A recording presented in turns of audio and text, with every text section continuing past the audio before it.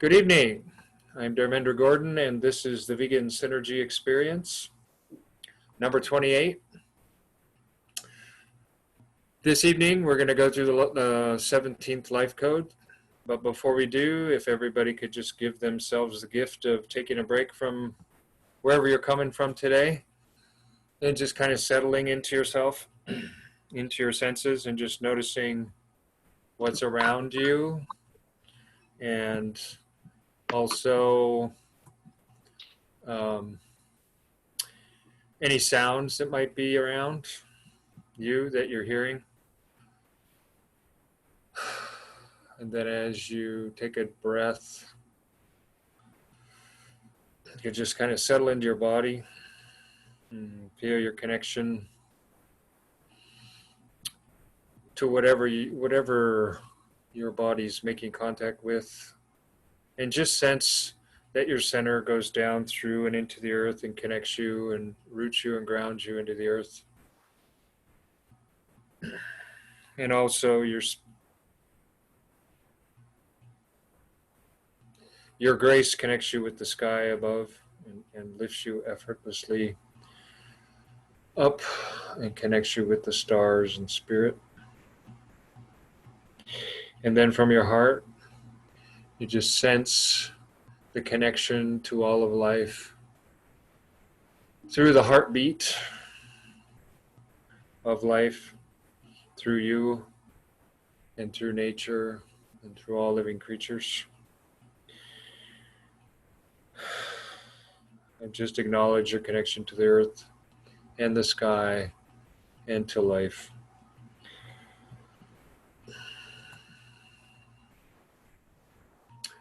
The theme of the 17th life code is about pattern recognition and the ability to see how that pattern will shape events over time. It is also the capacity to receive how a pattern can have a whole spectrum of possible expressions depending on what scale it is occurring. Hence, also implied in this code is the possibility of training oneself to hold the attention in a concentrated way over a period of time of a certain interval, as the manifestation of a pattern requires time to unfold and reveal itself. In general, the larger the scale a pattern is operating on, the longer it takes to actualize, and vice versa. It is also through this life code that people form their points of view on virtually every subject the human mind is conscious of, and which is used to determine their place in the world, and as a result, what possibilities are open to them for realizing the aims and objectives of their lives.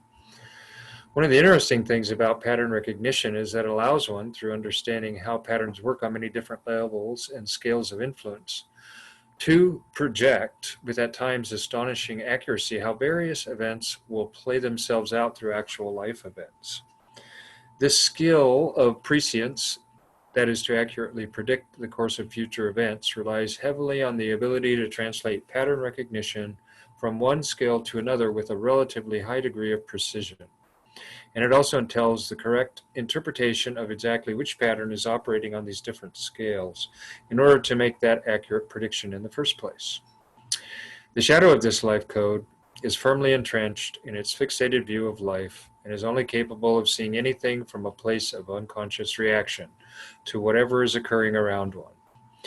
It is the kind of relationship created as a result of the interaction between oneself and whatever is occurring in the environment, where only the perception of that self is taken into consideration in the forming of an opinion about that experience. Such an opinion is purely subjective and is based primarily on the filters held in place by the conditioning one received during their upbringing and subsequent development. That was also heavily influenced by that conditioning.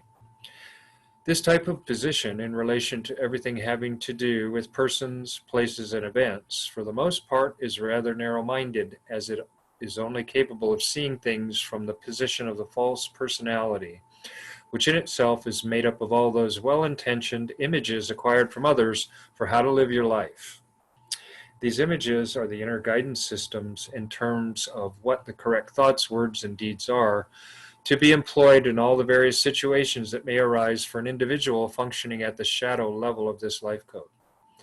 This narrow-minded, self-fixated way of seeing things is also the cause for the arising of all kinds of divisions, caste systems, hierarchies, political parties, factions, and on it goes. Anything that serves to separate people out and put them at variance with each other while at the same time assigning a hierarchy of values, privileges, rights, and other various qualifiers that have a major impact on the lives of the various individuals that have been grouped in such a way. And as a result, this is the way the vast majority of humanity has come to view life, the universe, and everything in it through these pigeonhole perspectives. As always, it requires some degree of openness plus insight to become aware of this tendency, to turn pattern perception into a rigidified mental stance, and to uncover the actual pattern with a certain curiosity as to what this pattern might look like from an altogether different perspective. In fact, there is a whole range of perception from any single point of view and its opposite. The seeing something from another point of view or from someone else's perspective requires a shift from the mind to the heart. As it is only the heart that can hold both sides of a pattern in a single space of awareness. In fact, it is only from the heart that you can truly appreciate the full range that a point of view can acquire in the entertaining of all the possible implications going into and making up any worldview. And it is this innate capacity of the heart that leads to a balanced perspective on any item under consideration in the forming of an open-ended opinion. And the beauty of an open-ended opinion is that not only is there the possibility of holding space for two opposing points of view, but also in the very act of doing so, a third point of view is created out of a transcendence of the opposing views in their being included in that same space in the first place. And many times that third point of view formed of the first two gives an insight into the actual pattern operating behind those views that wasn't available from either of the opposing views. In fact, one of the ways to break the effect a fixated view has on yourself is to recall a time where you see yourself becoming totally identified with a point of view and just notice what kind of a state that puts you in. Then break from that and now repeat the exercise, but this time instead of being totally identified with what is causing the fixated point of view, remain totally aware of and be centered into yourself. As you recall that strong opinion you have, and again take notice of the state you are in now after having been in a witnessing state of consciousness. With repeated experience of this type of witnessing, you begin to develop a very strong connection to your center, and through that center, along with it, to the various patterns that connect that center to your circumference, where due to conditioning various points of view abide. And gradually from that center where all these points of view coalesce, you are then able to develop a very well-rounded and comprehensive view in relation to any subject. And at the same time, you can begin to appreciate the richness of perception available in the recognition of and appreciation for any pattern that you may be observing. With the Siddha, we move into the realm of holistic vision. And that term is used here in a very specialized sense. It has the meaning of being able to perceive the essential pattern as it is in itself as a holographic field of creative intention and conscious awareness with a corresponding energetic configuration in a sacred geometric design. And it has a unique trajectory in the unfolding of its meaning, starting at the universal scale and moving down through the spectrum of expression and elaboration until it reaches into the infinitesimal. At a certain point, when a pattern manifesting through a certain type of event has been fully realized from as many perspectives as are relevant and meaningful, the threshold is crossed wherein the perception of that pattern becomes possible through a completely different type of event, possibly occurring on a greater or lesser scale than the original event. When this type of perception awakens and starts to function in us, it is commonly referred to as the opening of the third eye, and it completely transforms the way we interpret our experience, as we are able to see how all the various elements that go into the makeup of any event are organized, and how that organization produces a certain specific result geared to a corresponding type of situation.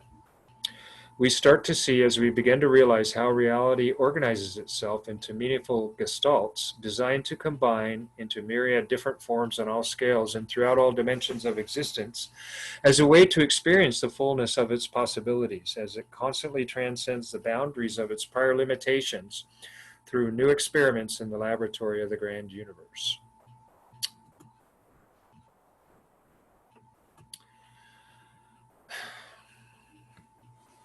So that's our little journey an introduction into this evening's theme of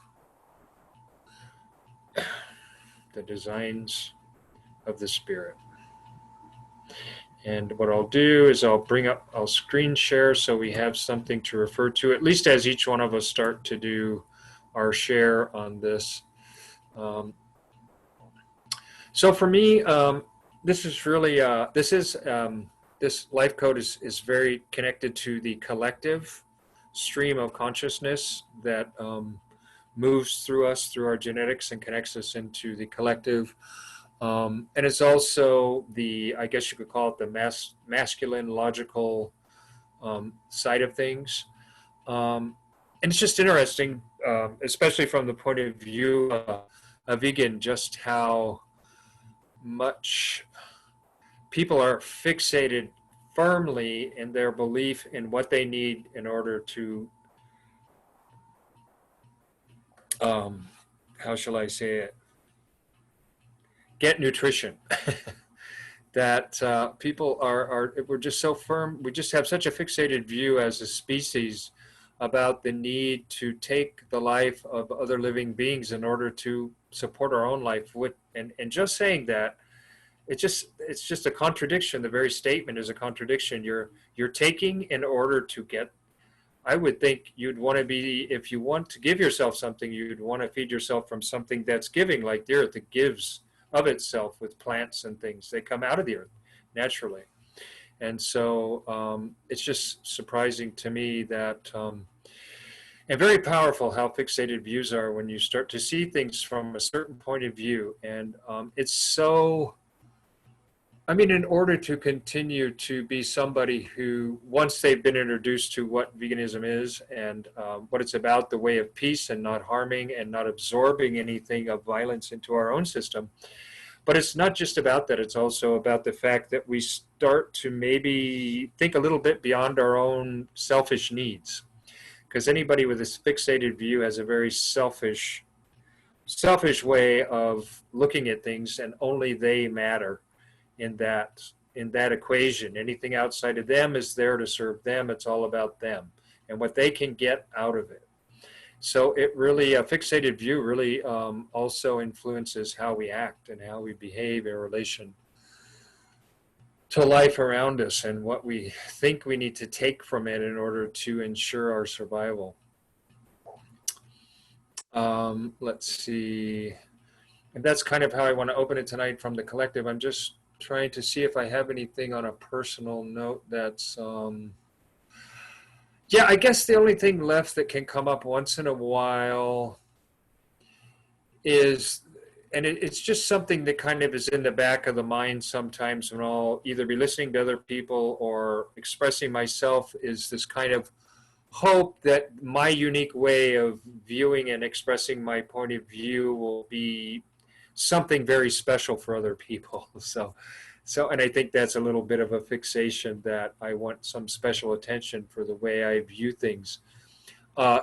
Instead of being in touch with who I'm with and really allowing that to show me how to share what I see, by allowing who's with me to kind of guide me, which is part of my life codes of my birth, whatever you want to call it, my birth code is in guidance. It's about allowing others to teach me how they want to be guided. That's so, and when I'm coming from a fixated view, I lose touch with that, and it's just more about wanting to be heard by others.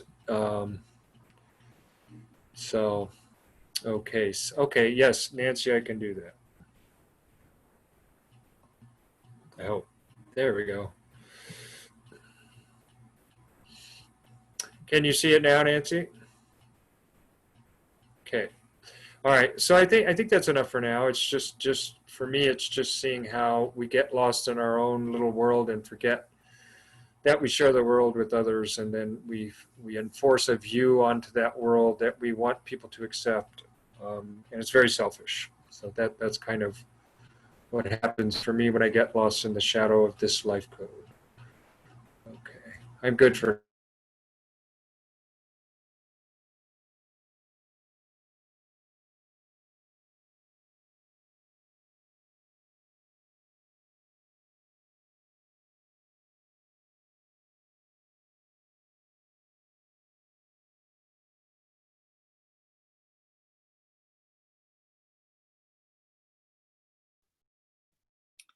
I can go. I don't really like sharing in the shadow space, but just something that comes to mind is it's partly shadow, but I feel like it's actually more balanced perspective now. But anyway, I'm just glad that how do I say this?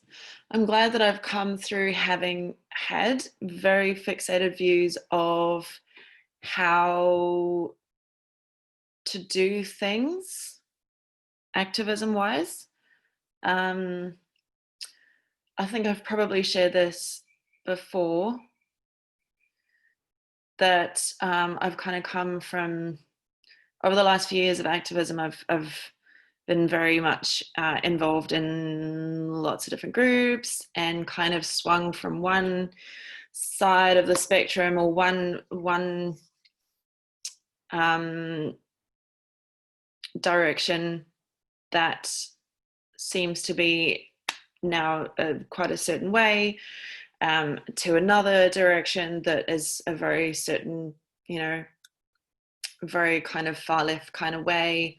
And I'm definitely, in myself, I'm very much a left-leaning person, but I feel like I've come to a bit more of a balanced perspective spiritually, I guess, which is just through my own personal evolution, and I can see things from a more elevated kind of perspective, and that's not to say that either any of it is right or wrong.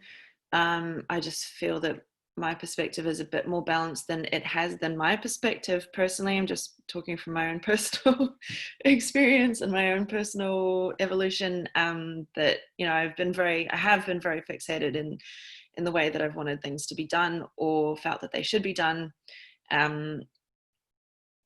So yeah, I'm glad that I've come from that shadow and moving into this other more gift space. And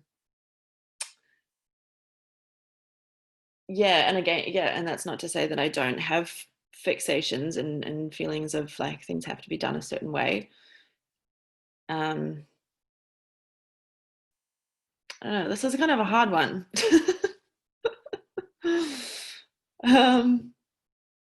Yeah, I don't really like sharing in this space, partly because it's my shadow and it's uncomfortable, and it's a global collective shadow, which is also uncomfortable. But I feel like I've probably said things in the past that I, obviously through my evolution, I don't necessarily agree with, or maybe feel like I wish I hadn't said, or maybe I've been judgmental in the past, and I don't want to be like that.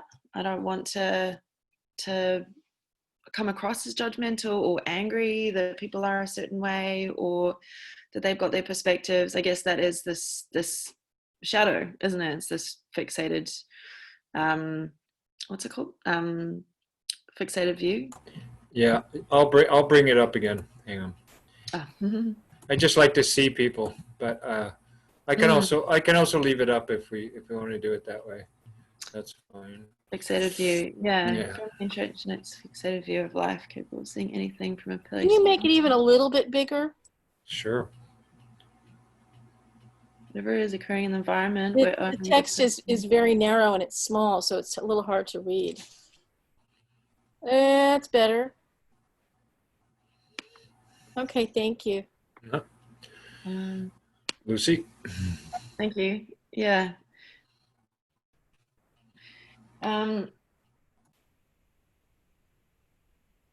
Yeah, I'm glad that I'm spending more time with people who are very open-minded and very open hearted, who I guess are helping me see that my previously fixated views, I can just be more open myself now, and seeing different perspectives. Yeah, maybe we can come back. I don't know if I've got more to share in the shadow space.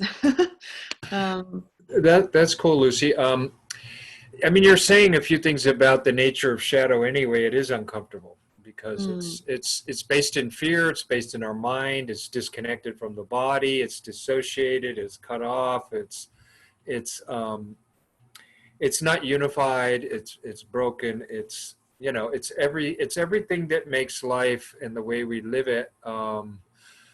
Which unfortunately for most people, they just carry on from that place in a state of willful ignorance. Just like, you know, we all, that term of, okay, I know that, but I don't want to think about that. I just want to do whatever's interesting to me. And they get back into their not only fixated view, but fixated life. Everything about the life is fixated. And you just look around, you can see that that's the way it is. And people get so lost in the way they see things that they're willing to, you know, defend it to the death, you know, if somebody challenges it. And I mean, that alone takes a balanced perspective to just hold the fact that that maybe your view is a little more open and it's capable of mutating and including new things in it. Mm-hmm. But at the same time, there's people that aren't like that. So that's kind of the first step out of a fixated view, is to accept the fact that there are fixated views and you don't necessarily participate in that, but at the same time, it's a very subtly fixated view. If you judge it and go, oh, my view's balanced, I have a balanced perspective, I'm not one of those fixated people, you just became fixated when you said that. See, that's so it's so tricky how the mind can do that and mess with you and trick you. So it's good to remember that, yes, it is uncomfortable. And also what I do a lot of times, if I don't get a strong hit, you know, about a shadow or whatever, is I'll just talk about the collective, what I see out there. Because you can always start third person, he, she, it, out there. And then that might get you, you may not say it out loud, but that might remind you of how somebody else was like that you know. Then you're in second person, then ultimately you arrive at you in that way, you know. And then your first person, you go, oh yeah, my fixated view is whatever, you know.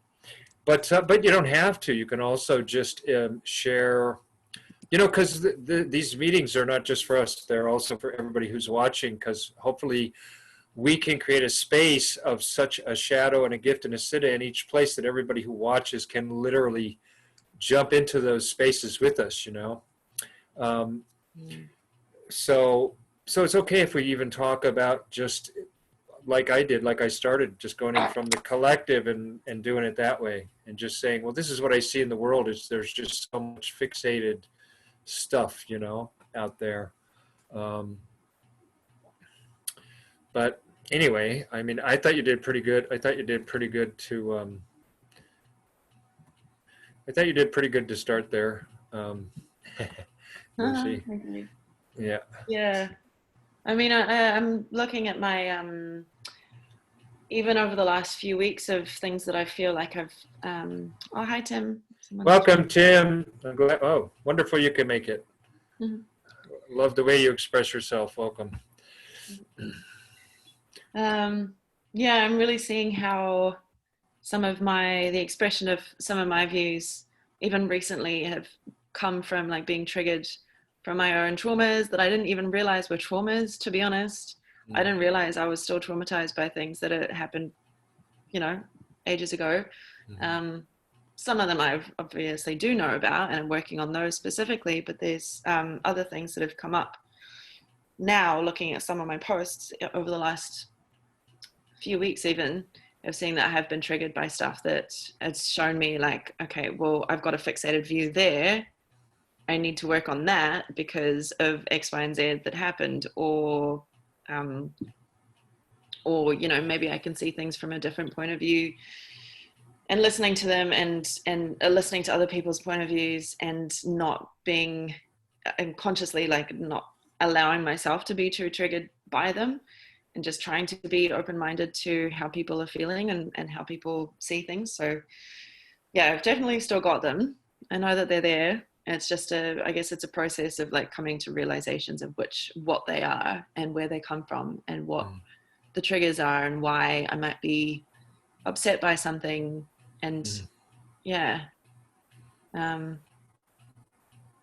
Yeah. Okay, that's me for now. Yeah, that was much. I mean, who am I to judge? But that sounded a lot like you were a lot more behind that one, what you were saying. So for your sake, Tim, we're in the 17th. I got to narrow this down a bit. We're in the 17th life code this week. It's called Designs of the Spirit. It's all about the right eye, and it's all about how we see logically how should I say it, thought patterns in the collective, and what we do, how we form points of view about everything, and what that does, and how that either limits us or opens us up, depending. And so obviously in the shadow, we're in fixated views, and you can kind of read what's there about that. But it's Designs of the Spirit is the essence of it, but it's all about how people make opinions and whether they're closed-minded, open-minded, or reflect at the Siddha level if they reflect reality.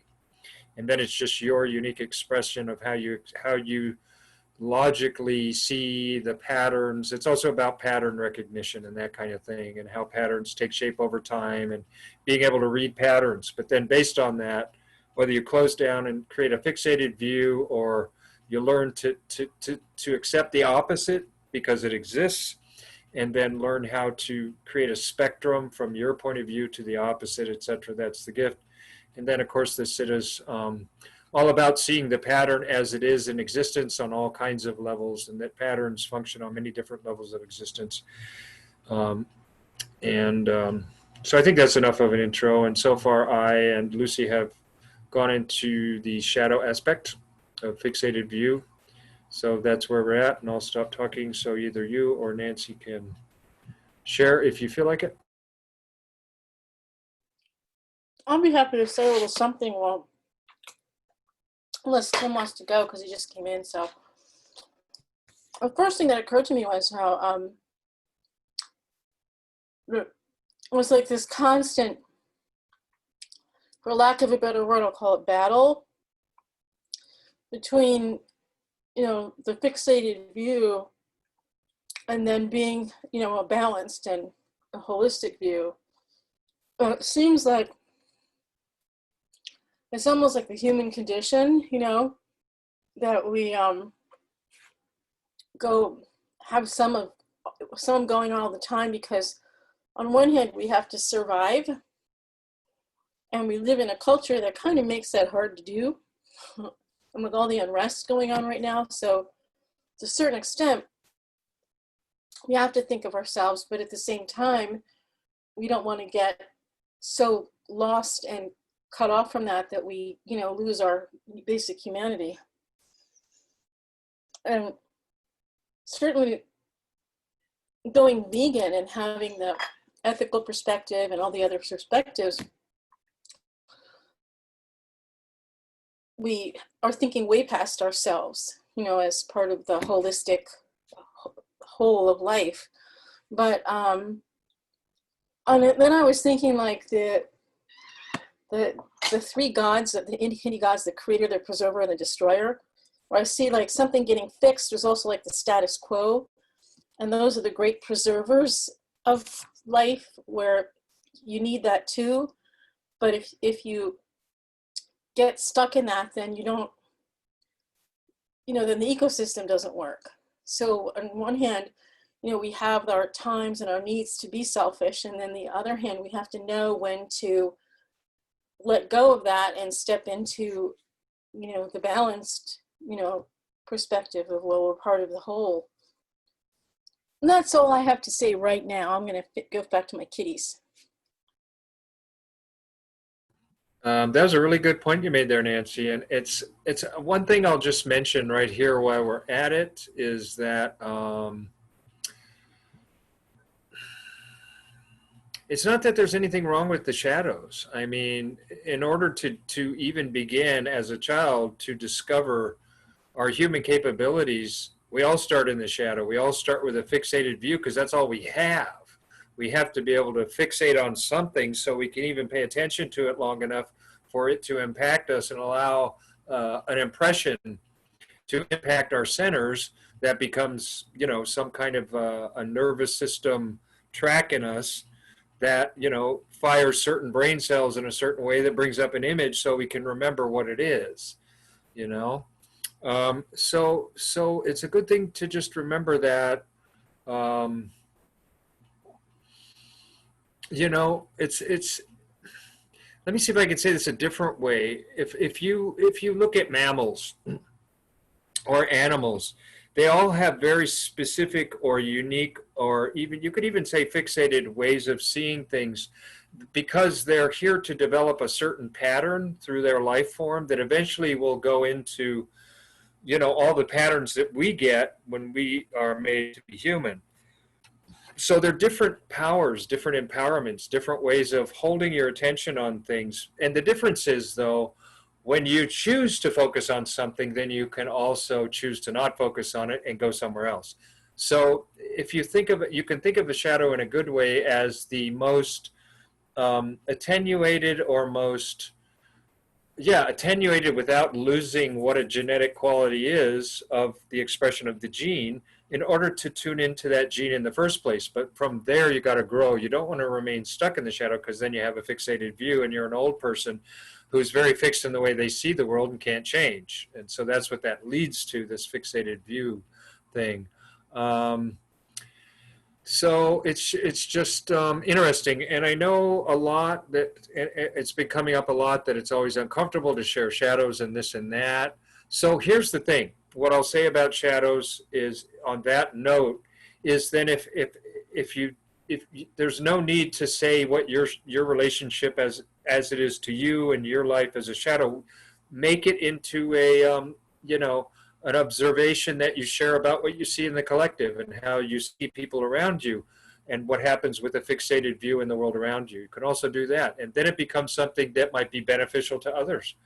Because even if you don't specifically gravitate or feel like, because sometimes we don't always feel like getting into a shadow, but then do it for other people. Don't, because if you're holding back from sharing something about a shadow because you have a issue with it, then what happens is you're in the shadow.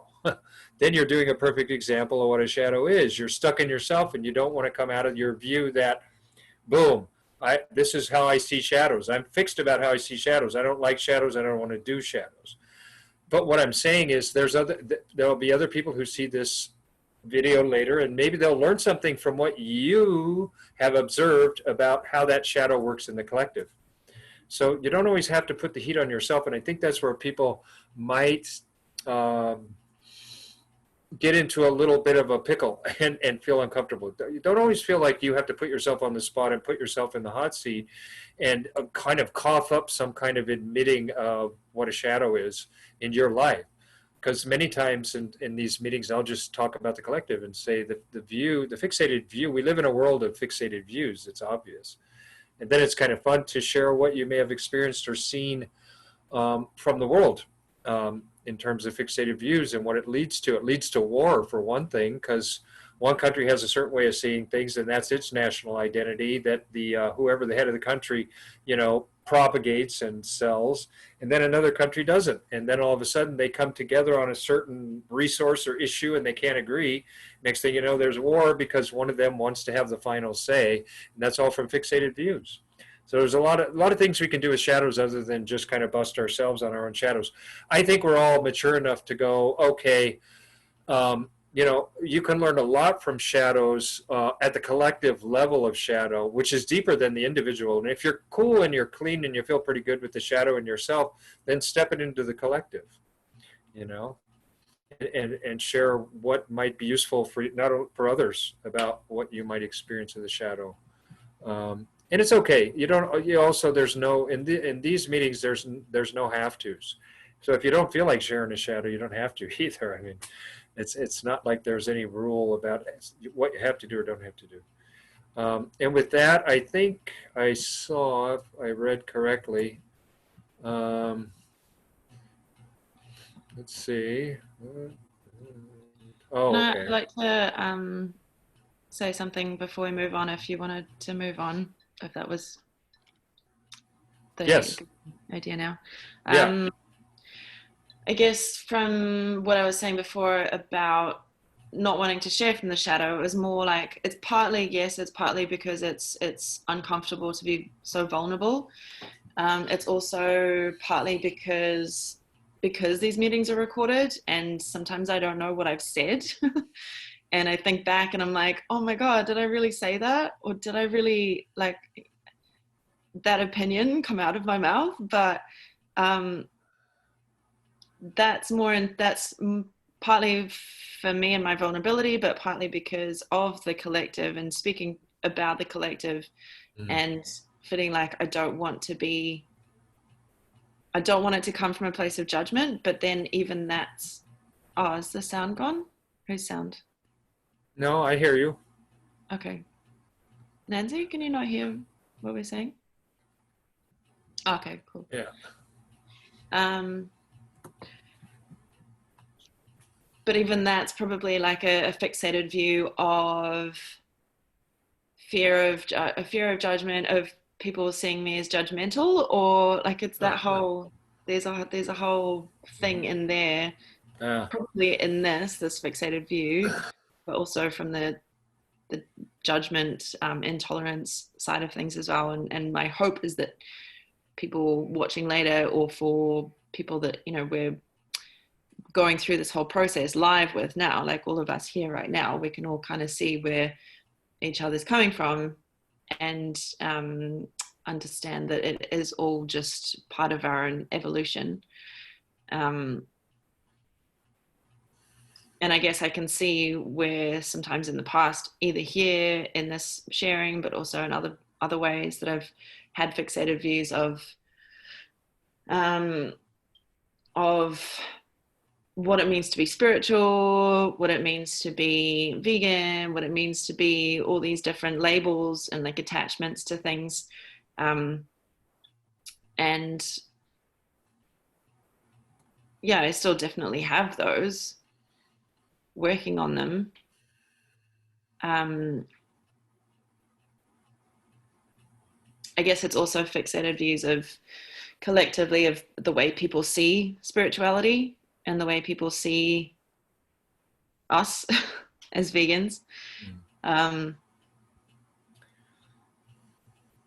That's definitely something that I'm working on and working through in the people that I'm working with more now. In terms of my own views of what that all means. Yeah. Not sure how to word all of this, but Well, you're doing really good so far. You're really getting into the meat of it. I like it. You're bringing out all the different sides of what it is. And there's definitely an art to expressing yourself in these kind of meetings. And over the last 7-8 months since I've been doing probably hundreds of these, of all kinds of different ones, not just this one. I can't imagine all the things I've said. One of the things that really helped me was to go back and watch the meeting again and just get used to what I do in a meeting and what I say, and it's true. You want to be, you got to kind of be on top of yourself. And you got to kind of be in a state of heightened awareness so that, no matter what you do, no matter what you say, your presence is there with it, because then you come across in a different way when you're like in your experience, as opposed to, let's say, you forget yourself and you're all of a sudden talking like you're in a room with somebody and it's intimate and you don't have anybody. So it's a good thing to remember that,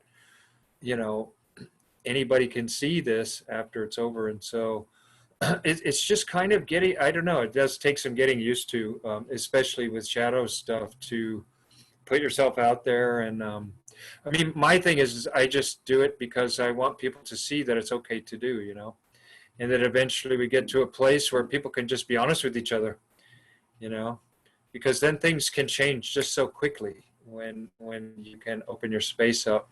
And there's definitely a way of expressing it, though, so that it comes across the right way, I guess you could say. So not only are you like, it's like what I did the reading, and I talked about the difference between when you get into a really powerful point of view that you have, and you just get into it, and then you break that, and then you go back into it. But before you go into it, you really get into a state of remembering yourself, so you're very present, and then go into it. It's a very different experience. And these meetings are in a way like, and these are things that kind of just, I don't usually point out, but it just seems to be there tonight because we were mentioning it.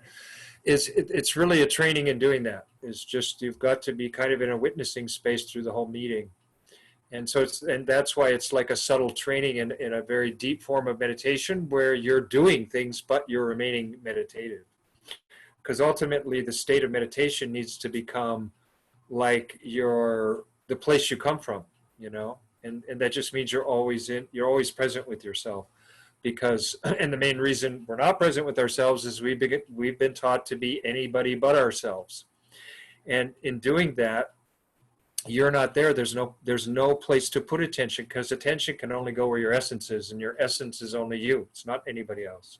And so that's the trick of conditioning and why we need to break it. Because if we don't break it, we're never going to have that presence, that witnessing that we need with everything we do in life. Because once we're present with what we do and expressing our opinions or whatever, it's just, how to say it, the whole quality of life changes. We experience life from a very different place. And when we're always present, even if we have to express something that's very vulnerable or very exposing, like in a really good book, we do it in the right way. And then people, instead of maybe getting a kind of distorted perception of it, they're brought into your experience in a way they can really relate to you, like they've had that experience too, because you're present when you're expressing it. I thought I'd just share that because it just seems like, there are just things that are going on in the background that I invite all of us into, that just be present when you're in the meeting, and always have that in the back of your, I guess you could say your mind, but it's more like in the back of your heart than your mind. That it's always a practice in being present and being in the witnessing space. I mean, that's very much what this meeting is about, because in the ability to be present and be in witnessing and still talk and still interact and have all these powerful feelings that come up, that's stuff that's going to easily translate into your life. Because in our life, we're always talking and having powerful feelings and doing all kinds of things. And if we're doing it here from a position of witnessing, then it's going to be easier than when you're just sitting quietly and trying to remember yourself, and then you get into the mix of life and you're not quiet and still. It's very hard to carry that witnessing in. So this is kind of like advanced meditation training. That's why I originally called it meditation, but recently somebody suggested maybe a more user-friendly name. So now I'm just going to call it the Vegan Synergy Experience, which I think is pretty user-friendly. And I think it could maybe pique people's curiosity a little more. I think when people hear the word meditation, they're like, God, meditation for 2 hours? Oh my God, I mean, I'd feel that way too. It's like, holy cow, I got to be 2 hours of meditation. Go ahead, Lucy, you had something? I was just going to say that was one thing that attracted me to it, was because when I was invited to the event, I was like, vegan meditation. I don't really know what synergy means, but it sounds really cool. So I like it, but I get why, you'd maybe want to, I don't know, experience is a good word. Yeah, synergy is just it's to me, the way I think of it is the word sin comes from synthesis, and then ergy is energy. So it's synthesizing all our energies together. So it's a blending of our energies in a really harmonious, intentional, conscious, supportive, loving, journey that we support with each other through our thoughts and our feelings and our states of being. So that was a good one. I wasn't planning that one. So anybody watching, if you need a definition of synergy, there's a good one. I'll even say so. Okay, thanks, Tim. You got to go. Glad you could join for a little bit. Hope to see you again sometime. Thanks for dropping in. Okay, so I think we'll go to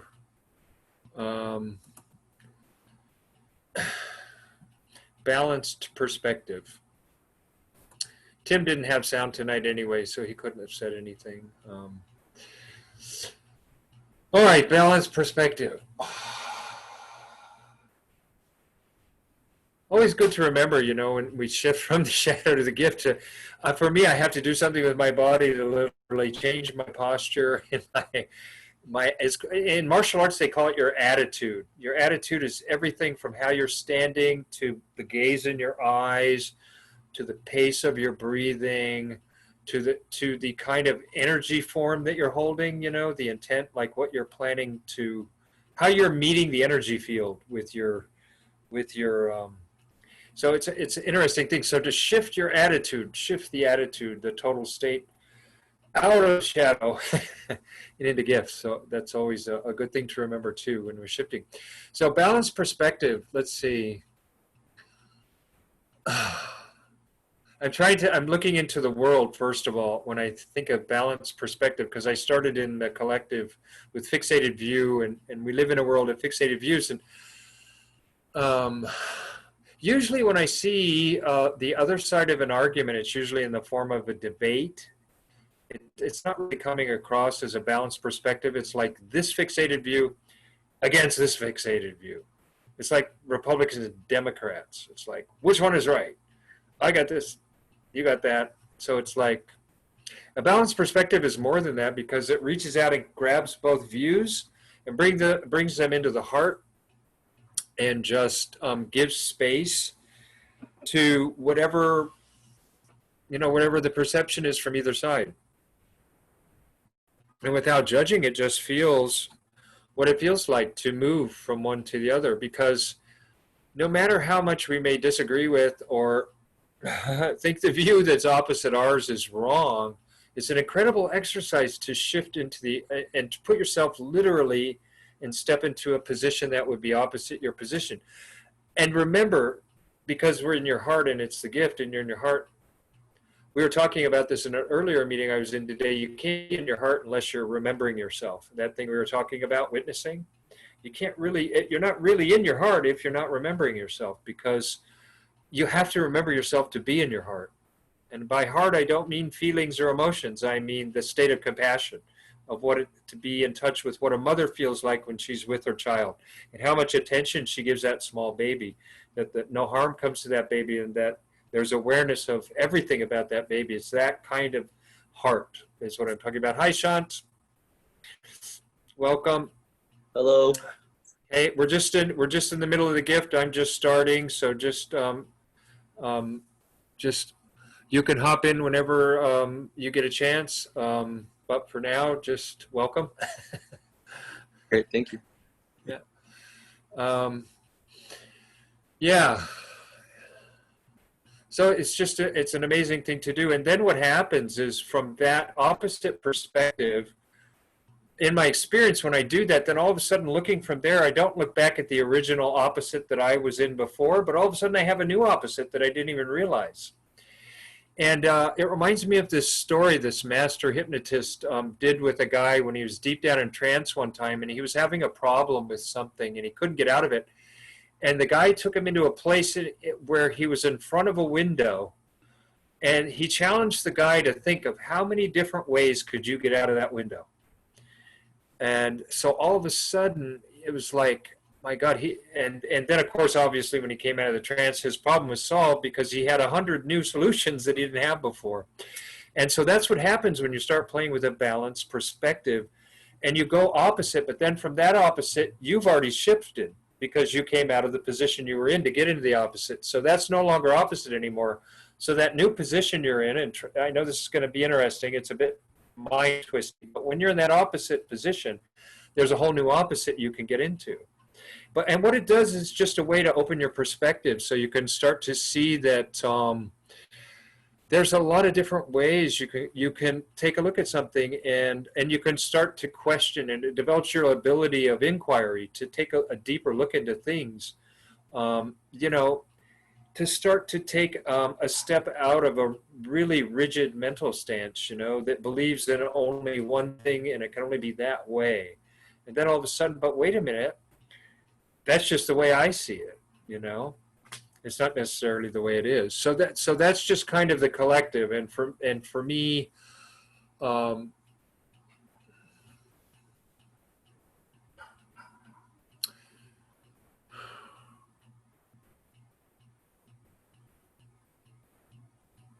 yeah, I don't know. For me, this is one of the life codes I have defined in my chart. So I'm kind of like really I really have a lot of fun with this one because I love it when people share their perspective on things, to literally put myself in their position and really be like try to be as sensitive to what they're saying as possible, so I can experience what that must feel like in me to have that perception. And that's kind of like maybe the first exercise or step you could take if you're not familiar with this life code. But I'm sure almost everybody must have done this at one time or another, even just naturally without even trying. To when something so grabs you, you can't help but want to feel in that place, to see what that feels like, what it must feel like for a person to see something from that point of view. And I don't remember when I first did that, probably when I was really little. I don't know. Maybe somebody I met when I was like 6 or something, who was a friend of my father's, that came over for dinner that night. It really fascinated me, and I just listened, and I did things like they would talk, and I would listen to where the sound of their voice would resonate in my body. And then I'd also listen to the meaning of their words and wonder what they were saying, and the position they had about what they were saying, and why it resonated in that part of my body and not another part of my body. So just fun things like that, interesting ways of how you break the fixation, and how you start to, not just the fact that having a view makes you have to be in a certain way, but also you can even feel a view inside your own body and your aura. There's lots of different ways you can even feel a view. Not just that you change your view about something, but also how one view can be felt in such different ways in yourself. So that's kind of the way I see a balanced perspective, is that you just kind of get a 300, almost like you get a 360-degree view eventually, and you get eventually to the holistic vision. We're not there yet, but that's what that balanced perspective slowly starts to change the way you relate to, whatever you believe, however you see things. Anyway, that's for starters. I'm going to go on mute.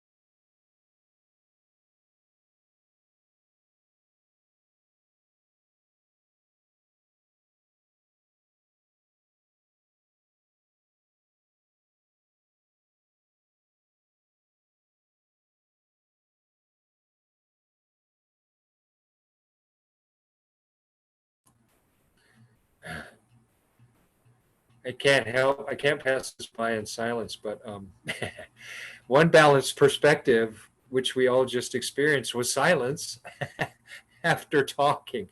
That's that's a good balanced perspective, where there's nobody saying anything, and what that creates, how you see from that place. Um,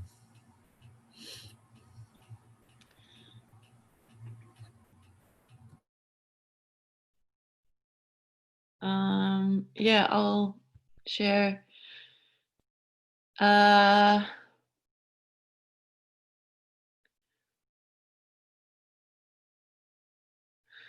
Something that I've worked through in terms, I was talking before about some traumas and things that I've been working on. I mean, they've been there since I was very little, so it's been a very long-term process of dealing with these things, but I'm seeing a different perspective of things that happened for me when I was a child through some healing that I had last weekend. So before we started recording, I was talking to you, Dharmendra, about this gathering that I was at the weekend before last. And I was involved in, it just so happened that there was this healing offering. Somebody was there who facilitates family constellations. I don't know if anyone's heard of that. It was something I've heard of a couple of years ago, but hadn't crossed my path. But then it came up as an offering as part of this sort of mini festival. For the record, we're allowed 50 people in one place where we are in New South Wales, and there were definitely less than that. So responsibility was being kept, but it was a really beautiful gathering, really amazing experience for I think all of us, and for me, I definitely feel like I gained so much perspective of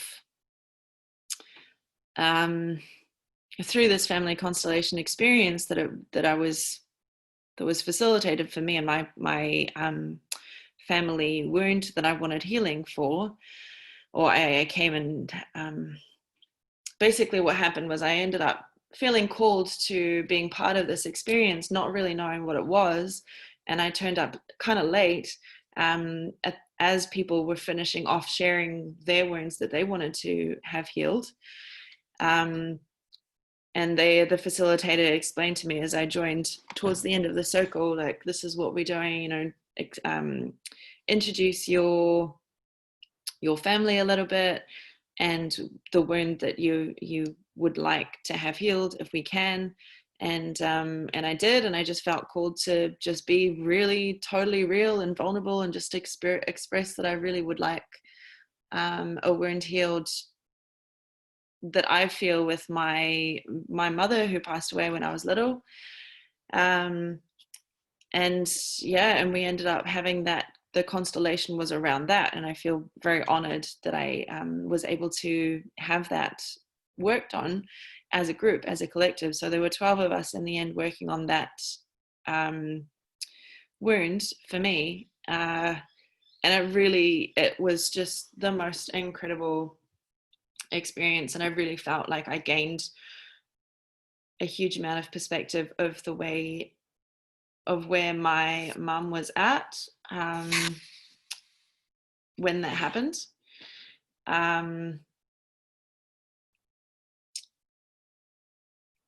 Really helped me open up that a different way of relating to her, even though she's passed on, but I still feel her energy very much with me all the time. And I have been working on it, as I said, for my whole life, but this just gave me a different perspective that I kind of maybe had thought of or felt into at one point, but it really helped me see the way her mind was, or where she was at the time when she passed away. And it was a really powerful, really beautiful experience, and it just helped me see things in a different way, a more balanced way. Yeah.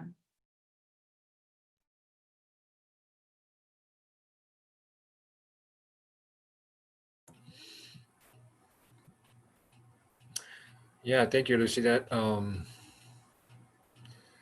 that had a nice resonance as you got into the end of it there. It felt like a kind of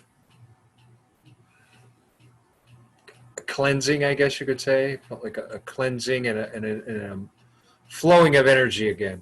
Especially what my sense was from your heart to your feelings, heart to feelings kind of energy. So anyway, that was really nice. That's definitely gift consciousness. Thank you.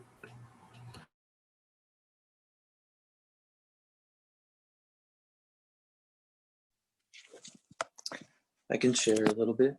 Kind of I'm pacing around here and just listening and the perspective of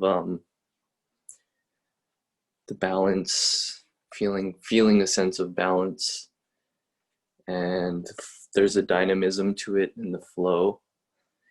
And the words perspective and perception and pattern and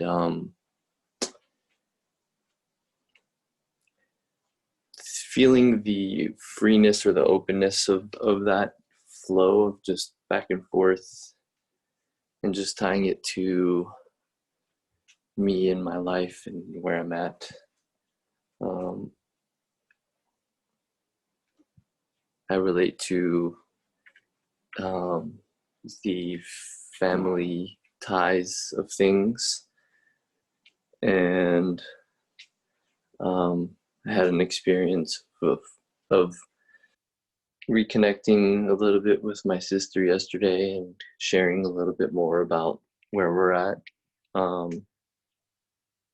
and how that was able to open up.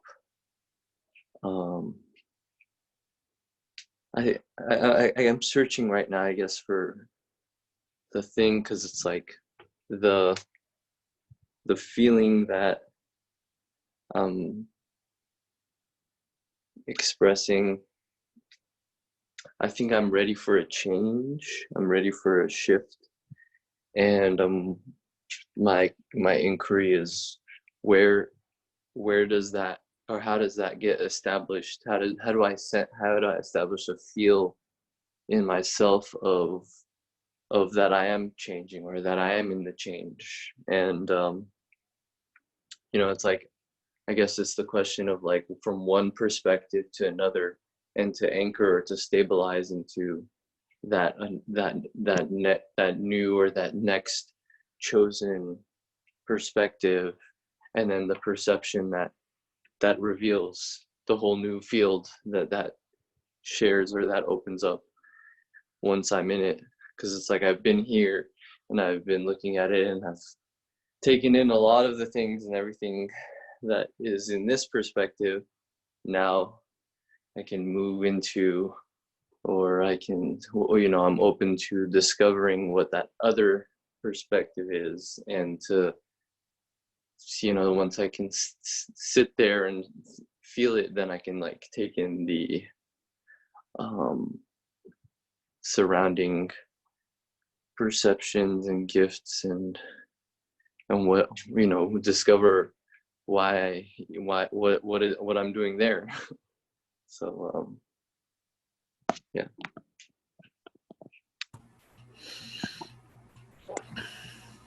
Thank you, Sean. That was interesting.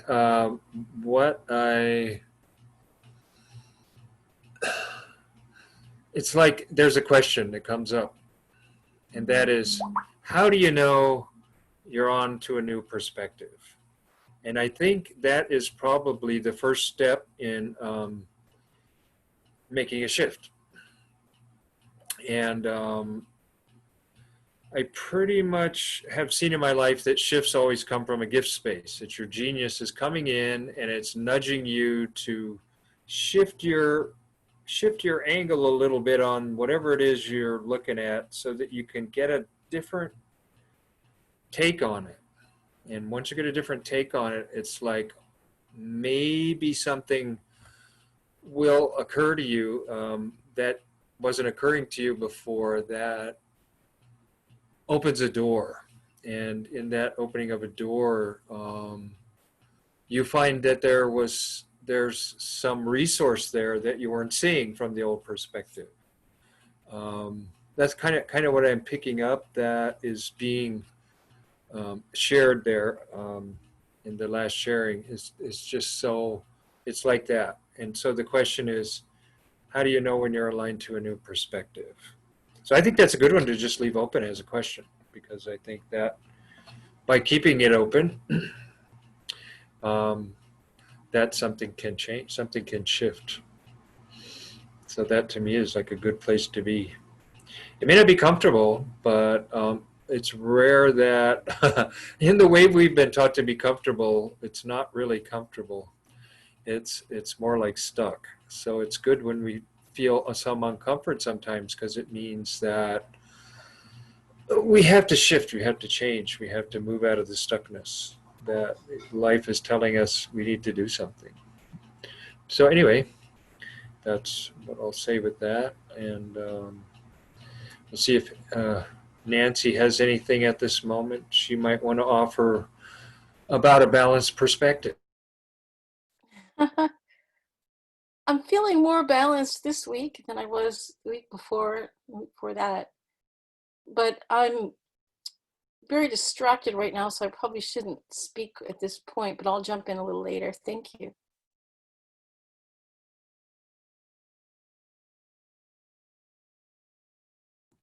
Okay. Cool. So I'll bring up the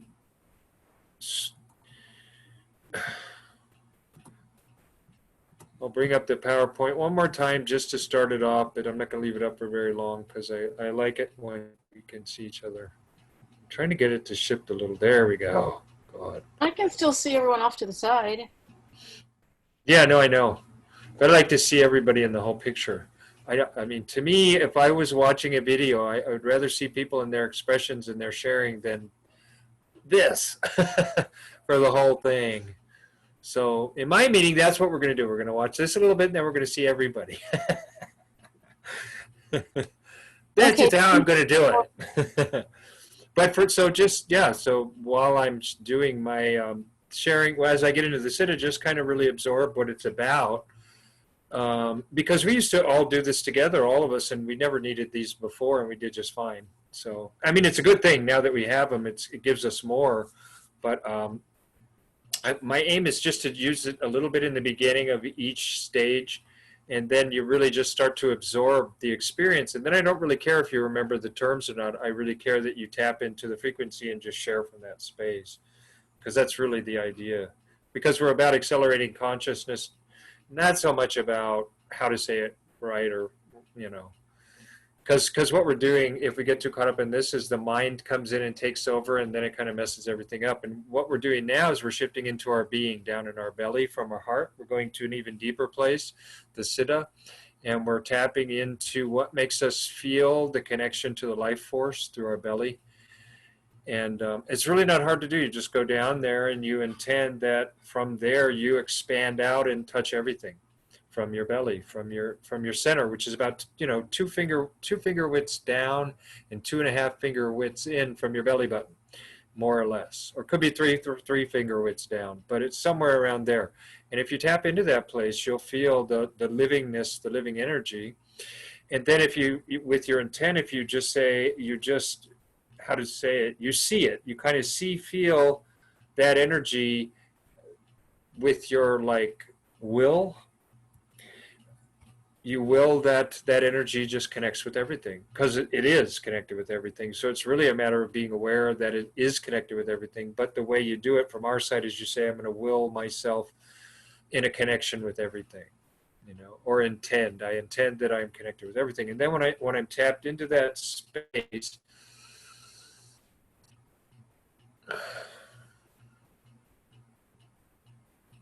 the first thing I experience is kind of a real subtle tingle that comes down through the top of my head and goes down through my whole body. And that's just with this particular life code. Every life code, every week is different, but this is what happens with me with this Siddha. And it's kind of like I guess it's kind of like a certain grace, but a voice inside my head is telling me that it's kind of like the essential design or pattern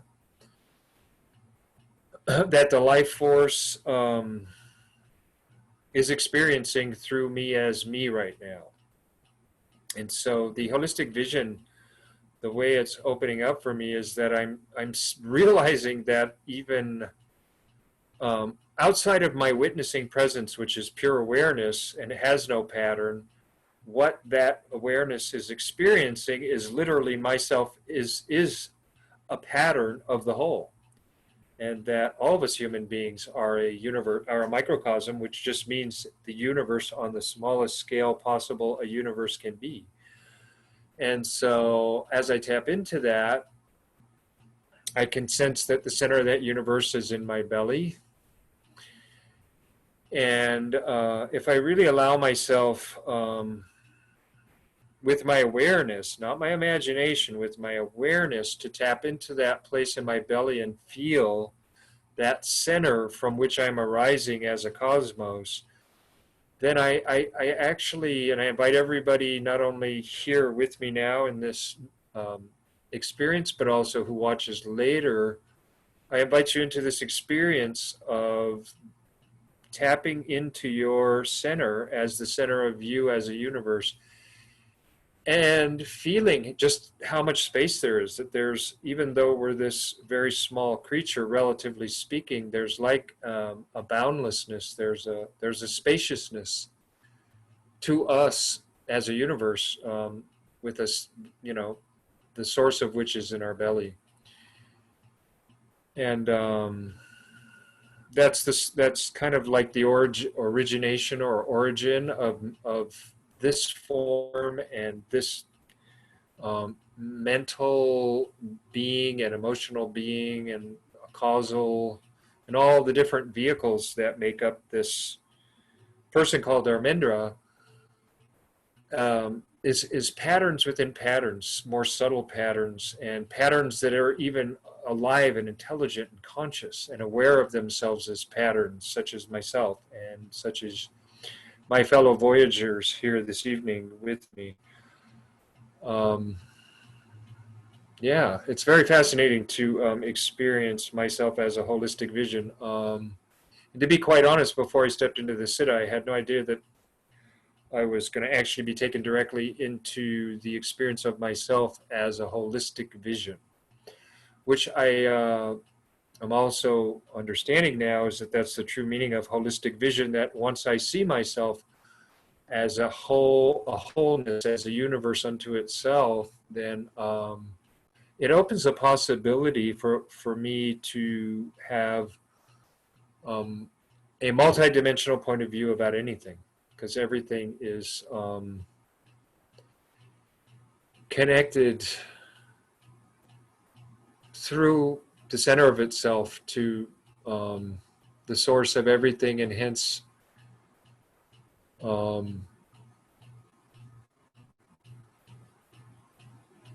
we can see in ways that we're not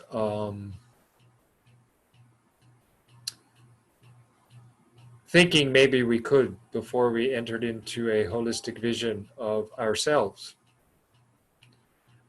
Because, yeah, to be in the center of a holistic vision means that everything is part of a holistic vision.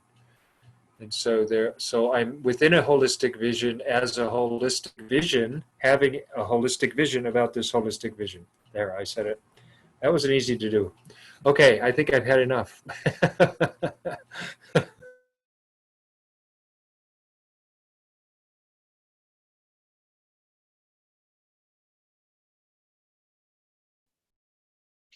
I'll go again.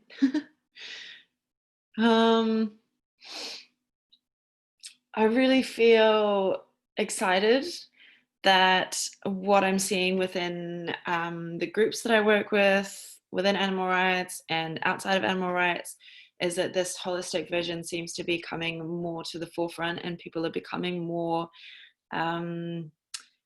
aware of diversity, inclusivity, with a vision, with a more holistic vision of a world that we want to create. For me, that's really important, and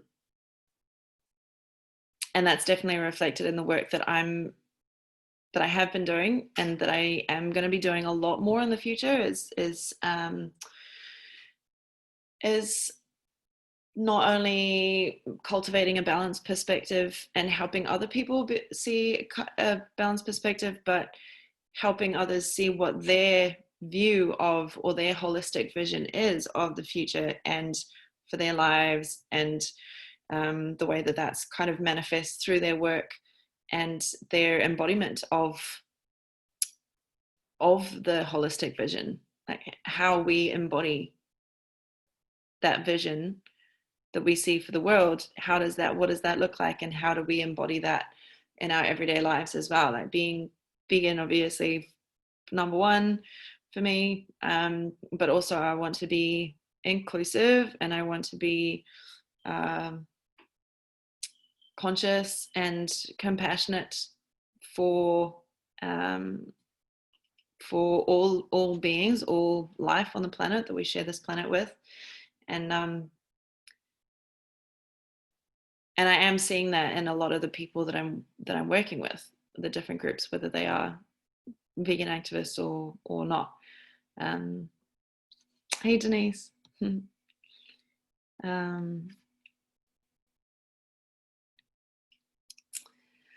So yeah, that's super exciting.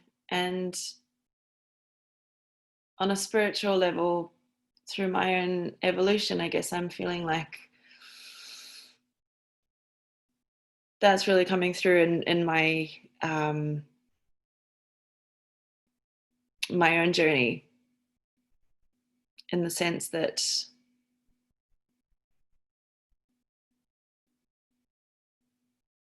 I guess it's been there on and off over the last few years, but it's just becoming more of a conscious and more of a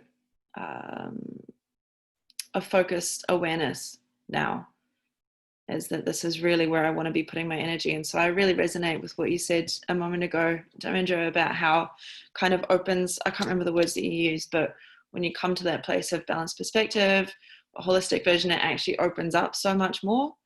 And now I'm, as I said at the beginning, because I've witnessed and experienced and been in these different places of different attitudes and different directions of activism, now I'm feeling like my view has kind of become less myopic than it was.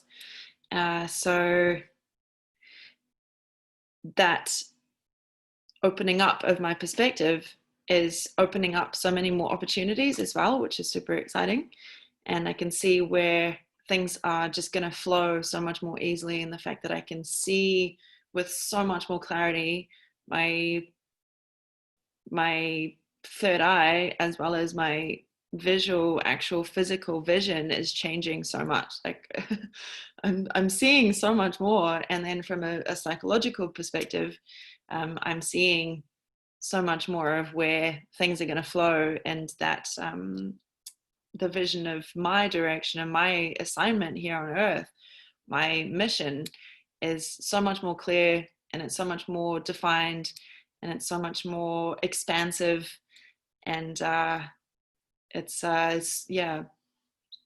really exciting. And I see that reflected in the other groups that I'm working with. And I think there are certain individuals who are more stepping into their power and being more available and being more, I can see their evolution is really beautiful, in the way that they are conducting themselves and helping shape groups that they work with is really beautiful as well. So yeah, I definitely see it on a lot of levels. What I really liked about what you just did is that was a really nice balanced perspective of a Siddha, because with the Siddha there's never a downside. So what I got is when I opened the space, I just kind of went into the essence of the Siddha and became a holistic vision to myself. And then you brought it right down to earth and said, and this is how it's opening in my life, and all the different new opportunities to be invited into new ways of perceiving, in so many different ways. And I just got in a sense, an incredible enrichment. And also, the funniest thing is, because you were the first person who came onto the meeting tonight, the first thing I noticed about you was your eyes. So that's interesting, because this is the right eye, and the right eye, the logical eye, the one that sees patterns. That's what the Siddha is we're doing tonight. And so it's just interesting that you we're describing the way you saw it, and also giving it a very earthy texture so that we could relate to it in a life sense. So I just thought it was really neat, the balanced perspective at the Siddha level. And of course there's yeah. Anyway, that's all I'll say so far. Thank you.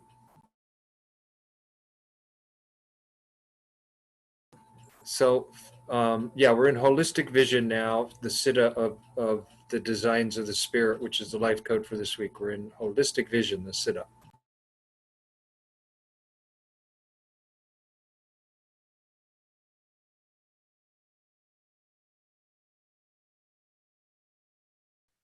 Can you put the chart back up? I'm just trying to, oh, you're about to do it. Thank you. I'm trying to catch up. Thank you. I'm sorry I'm late, everyone. I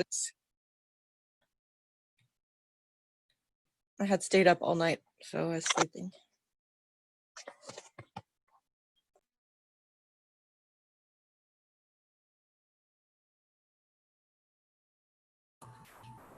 Well, I'm really happy you could make it. So, and thank you for making it.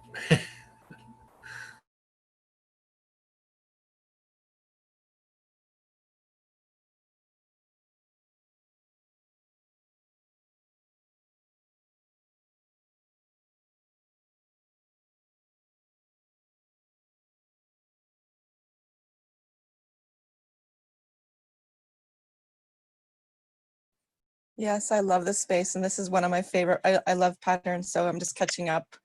Um,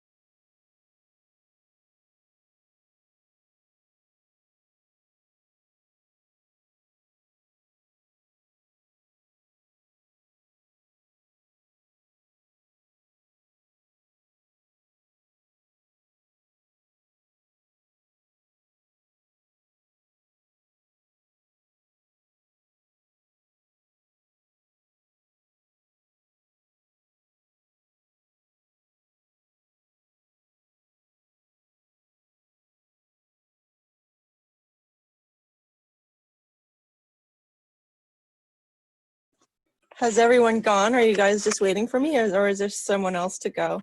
No, there's actually a couple. We still have 3 people to go, Sean, you, and Nancy. Should any of you choose not to go, that's also okay. But no, we're not just waiting for you, no. Okay. We're just, tonight there's big gaps of silence, which I'm kind of pretty cool with. I think it's, I think it's nice that we can all be so,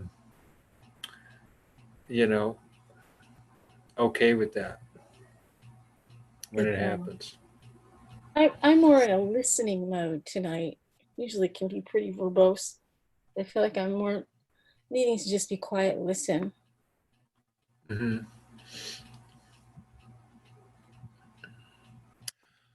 Well, on that note, Nancy, I was remembering what you said last week because I had made the mistake of thinking you were like a vegan chef, but it's more about how you present. You were telling me vegan food, so I was thinking that you must be in touch with some kind of holistic visionary capacity to be able to present food in a way that looks beautiful, and also just present it physically, but obviously the whole way that you put the idea out and everything. So, are you really Yeah. gonna? Mm-hmm. Huh? Go ahead. Go ahead. Well, my evolution over, let me put my, there we go. I'm such a mess. I hate myself in pictures and videos, but anyway, no haircut in months. I can't find my makeup bag. Ah! I think in the past almost 4 months now, I think I've worn makeup like twice. Nice. So, an interesting evolution of my vegan journey. Because I feel like in the last, it'll be almost 6 years, the 3rd week of July, and and I've just gone through, I feel like I learned like an encyclopedia's worth of information in the last 6 years. And my, inner world has been so stretched in so many ways. And there's been a lot of heartbreak also. Almost as much as what I've seen happen in the vegan community as how I see the stubbornness of so many people to, embrace the vegan message, or at least try to move that way because of all the infighting. Like I said, I was on a call earlier here and they were talking about ignoring lockdown protocol, just opening up businesses, and I guess they don't think you should wear masks either. And I was like, no. In this golden opportunity we have, pandemics caused by animal agriculture. And anyway, so at first I was very passionate, like, we'll just show everybody the horrors, that's how it worked for me, and this is wrong, and this is wrong, and this, and on, and just like pumping all the stuff out. And not many people really responded. My friend, they would listen, they go, and I thought, well, how can they not see it? How can they not see it? And it very like grounded, in animal rights. And then I live in Baltimore and I started understanding more about Black Lives Matter. And now obviously it's all in our faces, and it should be. And for quite a while now, I've been feeling like, for me, it's not just all about the animals. And I'm very clear about what vegan means. Non-commodification of sentient beings, and I get it. I know that the animals do need our voice because we don't understand theirs. So it's not in any way minimizing animal rights, but I also know that it's the animal rights movement, and there's huge gaping holes in our approach to what this means as something of justice. So I started this plant source dieting outreach thing, and I wanted to help restaurants incorporate more plant-based foods, because I'm seeing like the food industry is just over brimming, and the food industry itself is really behind plant-based foods, but restaurants are really lagging behind, and I think it's so important to have that in there. And when I first started the business and I posted online, there were 2 animal rights activists that were angry about it. I don't know why. Probably because it wasn't, animal rights. I'm like, the animals are not going to get liberated as long as people are eating them. So we have to figure out, like, how can we get people to switch from eating, and that's a whole different ball game. And animal rights is actually something separate from that, really, from what I've seen. So, one of them said, well, they should eat at home, I think that they tell people to eat out. So I'm going to try to wrap this up and express what I'm feeling. So it's been like this whole evolution, and I felt like to me, I see there's a problem, and we want to change behavior, and there's barriers to change, and we have to understand what those barriers are. You can't tell people they shouldn't be who they are, what they are. Whether it's right or wrong is irrelevant. If they're not responding to a certain message, we got to change it. If we need, immediate action, we need something that's going to yield results like now. And so now, for me, like, the message of animal liberation is vital, yet it's a long-term goal, because it's not going to, an ethics only or liberation only message is not going to get people to stop eating them. I've just seen it too many times. And I've been, in the work that I do, I've also gone to big major food expos, big food shows. I read the food industry articles, and I am very familiar with what's happening and what's driving the plant-based movement. And it's mostly health and environment. Animal welfare, is mentioned, which I'm glad, but it's really the environment and health that are driving these foods out there, and that's what people are responding to. And so I feel like I talk about this a lot because I'm pretty consumed with it. So I'm like, okay, what can we do to get people to eat plants instead of animals? Well, make it look good. Like, eating vegan food is fabulous. It's delicious. It's abundant. It's wonderful. It's healthy. It helps the environment. There's no animal cruelty. Make it something people want to do. It's food. And then the primary motivation for eating is pleasure and social connection. We have to address those things. Showing the horrors, while it's really important to know that, most people they don't want to know. It's very sad. And I used to be very angry and very frustrated about that, but I realized that. So my evolution has been, as somebody was mentioning, I think Lucy too, it really resonates like a more holistic approach to what living vegan and just, what that means to me, because vegan is not a religion. You can't really tell somebody vegan is this for you and that's it. And it's only about the animals. And it's like, if you think it's about anything else, you're wrong and you're hurting the animals. It's like, no. I mean, we have to be able to, address what's needed to help people change. And so that's kind of where I'm at. And I'm definitely not into, shaming people up front.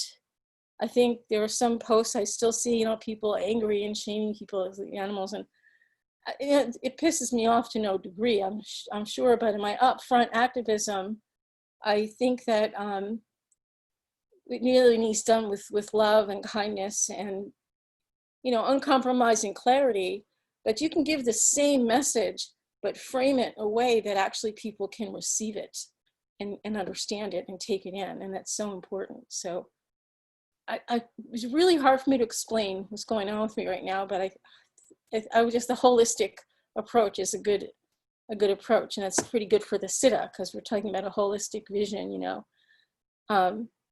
because even in our altruism, we can become very fixed and rigid and think, well, I'm right and I'm telling the truth, and if you don't believe me, you're the problem. Like, I don't think that's going to get too far, So, well, thank you all for listening. I'm going to mute myself now before I keep rambling on. Thank you. No, I think that was very well said, Nancy. I think you expressed yourself quite well. Yeah, that's the thing. It brought me back to the home base about my own relationship with veganism and why it took years to get there after even being vegan, since I've been vegan coming up on 9 years. But the whole thing about what is holistic vision and what is that very phenomenon and what does that really mean? And in order for it to even make sense in like the, really, how do they, precise philosophical way where it's like there's no ambiguity. It's like relieving the suffering of all sentient beings. That's, to me, you can't have a holistic vision if it's not rooted in relieving the suffering of all sentient beings. Otherwise, it's not holistic. You're leaving something out, and that something is not being treated compassionately. So it's not part of a holistic, you can't speak about a holistic vision unless every single sentient creature is a part of that vision. Otherwise, by definition, it's not holistic. So I was just reminded in everything you were saying there, Nancy, the thread of it that I got is that's what, to me, brings together the beauty of spirituality with just the most compassionate, down-to-earth, loving, kind way of being with all of life. It brings both ends of the spectrum together in a way that really makes sense right in the heart. And that's what the Bodhisattva is, one who walks the spiritual path, but also the path of peace, the true path of peace, is, again, the liberation of the suffering of all sentient beings. And that includes us humans too, So we have the black lives, you have brown lives, you have yellow lives, red lives, white lives, and then every creature that walks on the earth is also included in that. What grows from the earth is different. It's not the same. It's not the same kind of creature. It doesn't have a brain. So you can record vibrations going through a plant and interpret it and say, oh, that's the same as similar to this vibration when we do it to an animal. The difference is the plant doesn't experience anything. They have no brain to reflect on. They're not the same as the creatures who walk on the earth. What comes from the earth is obviously for the creatures who walk on the earth. If you look at that, it makes sense. I mean, it's just obvious. So anyway, that just kind of with what Nancy was saying, I'm sort of synergizing it with what Lucy said, and also with what it means to be a holistic vision as a being, and how that reflects in life as a whole. If I am in touch with the holistic vision of myself as a universe, then I can also see on a bigger scale that holistic vision, it would have to include all of life. Because I don't want to disclude anything of myself. If I look at myself, I say I want to love all of me. Otherwise, I'm not whole. And what good is that? So anyway, just some more of a practical sort of view of holistic vision, especially in relation to this subject. Okay. Can I just jump in? I know there's other people who haven't shared, but I just want to say thank you for the confirmation. I feel like I'm getting so much confirmation of my direction right now through all of this. I totally resonate with all of what you've said. And Nancy, I really get where you're coming from. And I really resonate with your perspective on all of that as well. Because it's just, we have to, like, if things aren't moving forward from one direction and one way of doing things, we have to adapt. We can't just be stuck in our ways and be fixated, this shadow, like this fixation on a certain way of doing things. If it's not working, we got to find another way. And if it's because of health, it's because of a more holistic point of view. If people are resonating with veganism, or are drawn into understanding anti-speciesism from a different direction, then we've got to use that. And I think for their sake as well, like, to be healthy and to be making choices from that perspective of holisticness within their lives, then I think that's great as well. So, but yeah, I feel like I'm getting a lot from this, Siddha, so thanks.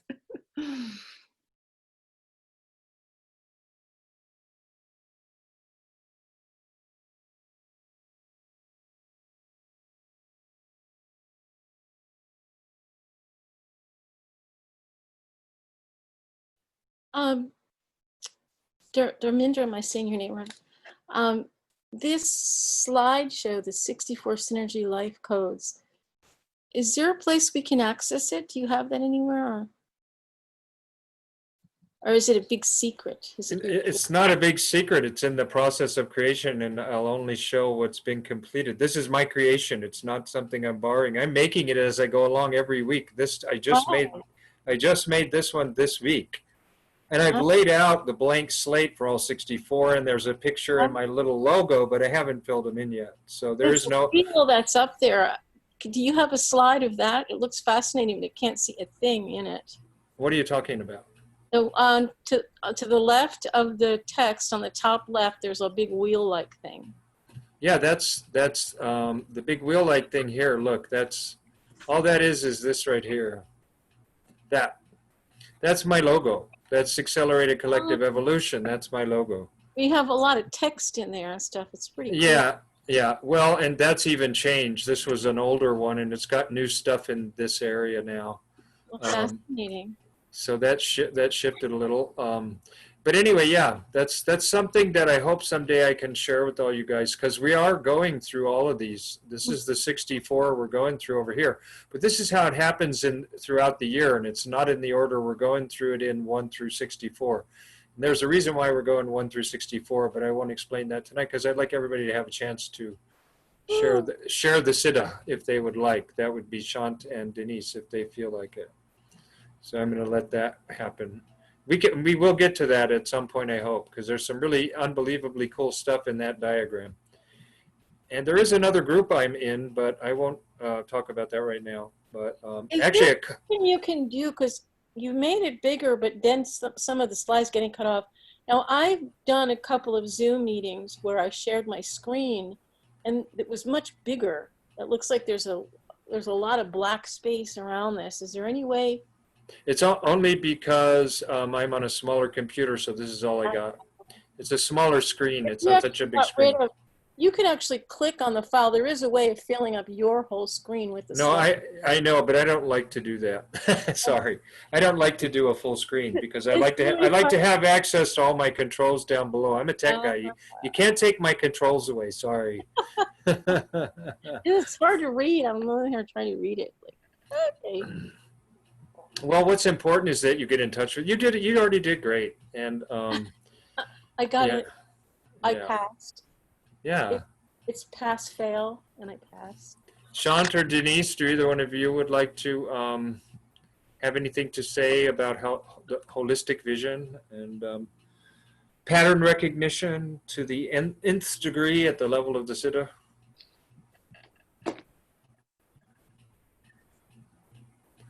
If Shant doesn't go, I'll go. Shant, do you want to go? I went, you can go. I went once before, and you know, if you want to go, unless you want to go after. I'd prefer to go after because I feel like I'm just catching up since I didn't get the shadow and the gift, if that's fine. Sure. If you're ready. Okay. So holistic vision. I got this vision of like being in an orb or being like a ball, and the balance perspective is like the dynamism of within, you know, going from one end of the ball to the other. The fixed is you're like on one side of the ball, and then the holistic vision is like even beyond, and then you are the whole ball itself. And so I'm just feeling into that, you know, noticing that we have a lot of silence in this. We had periods of silence, and how maybe that is the holistic vision. And just thinking about, you know, in terms of activism and like, you know, having a certain orientation towards life, maybe, you know, it's like there's like the activism of vibrating at that holistic level that can be the shift, because it changes how you see the supposed perpetrators, and that in itself changes their behaviors, and how, you know, like suffering, we want to have it eradicated, and then there's this phrase called suffering is grace. And then I wonder about suffering as grace, and it's almost like we all get to each other's levels of suffering, and then we become graceful because it's not felt as suffering, because we're sharing that holistic experience. So holistic vision.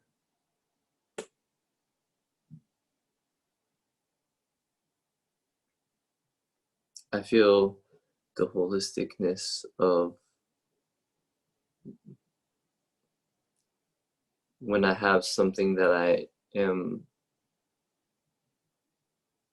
excited or desiring, and then the immediate recognition of the other end at the same time, and just like, it's only when I can fill in that whole spectrum that I can truly move forward and live my life. And in that sense, because it's holistic and I'm embodying the whole, I'm not even going anywhere. I'm just being and vibrating, and it's happening. So the centeredness is there. It's holistic. Space and time are whole. So, and I'm one with them. So I'm not moving within space and time. I am space and time and everything in it. And so there's an element of transcendence. And maybe there's only silence there. So everything dissolves.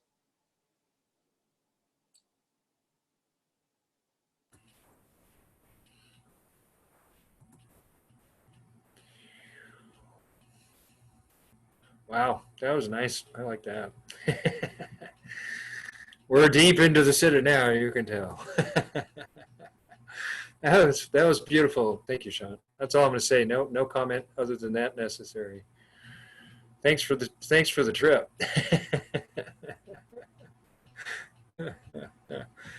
That was good. You were inside of it describing. I love it when people do that. I like to do that too. Just get inside of it and describe it. That's one of the funnest ways, I think, to do it. Okay, cool.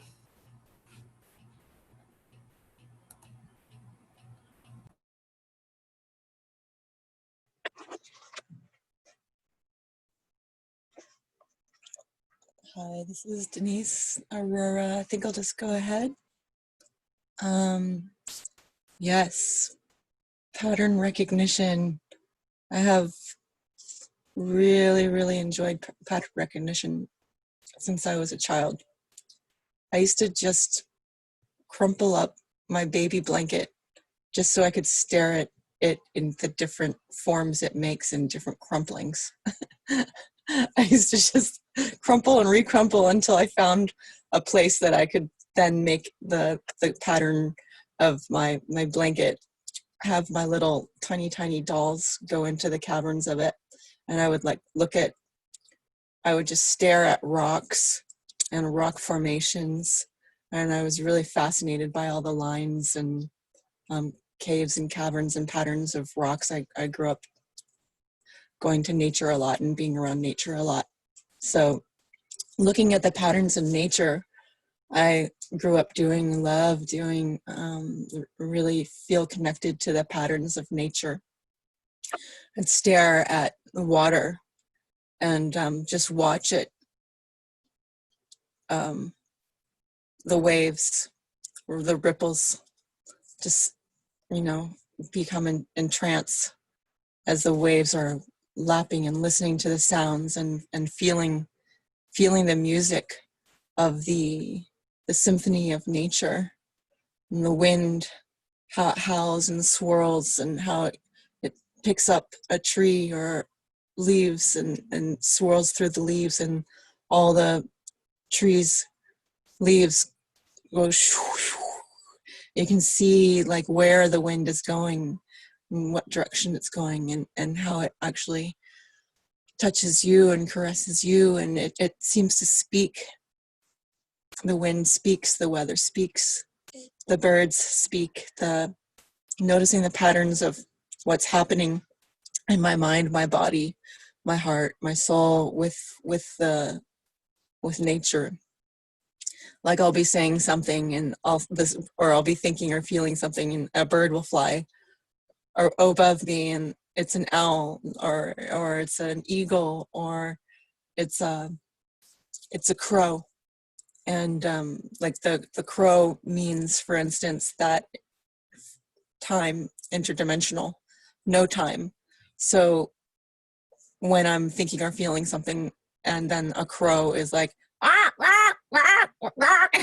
trying to speak to me or something like that, I think about how what I'm saying or what I'm thinking or feeling is really interdimensional and has no time, and is not separated by the illusion of form, but it can skip around. And for instance, thinking about love specifically, there's been a time where I was really focusing on that. I do that a lot in general, but and there's this crow that just kept on outside my window going back and forth and back and forth. So just like noticing the patterns and the serendipity of what nature and connection is doing outside, but that's nature. And as I've said before, just looking into the transduction of a candle flicker, I'm really was super entranced by the patterns of life as a child. And I would say that that was a great boon for me because I was really connected to what was happening and to the fabric of reality and how my flow of my embodiment was connected to it. And I was not really very interested in normal kind of stuff of like chit-chatting and things like that. For me, I preferred to just hang out with the wind and the waters and like the fire and go deep into the form and how it felt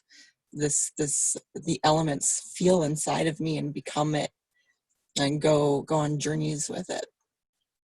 And so I grew up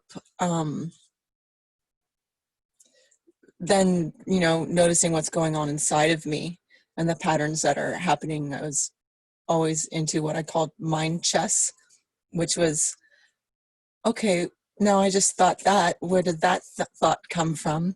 And then I would follow the pattern of the thought throughout my mind and where did that came from this, from this, from that. And then I would find the essence of it, and which then turned me into really intrigued with psychology, but also what other people's patterns were. And I was able to decipher how authentic and real people were being and what they were really thinking. And then I started targeting people and pointing it out to people, and ooh, how they did not like that at all.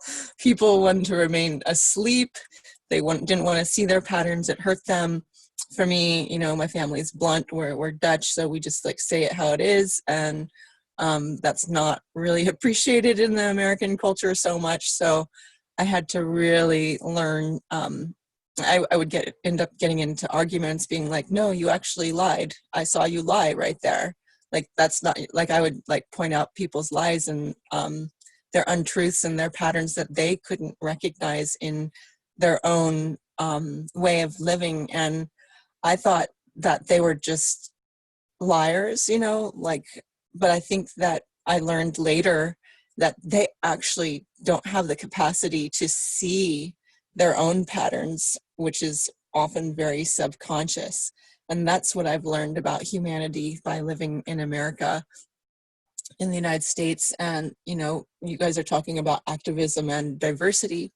And what I also learned is that my family is very brainy. So we are very much into the pattern of what, you know, the thought field is.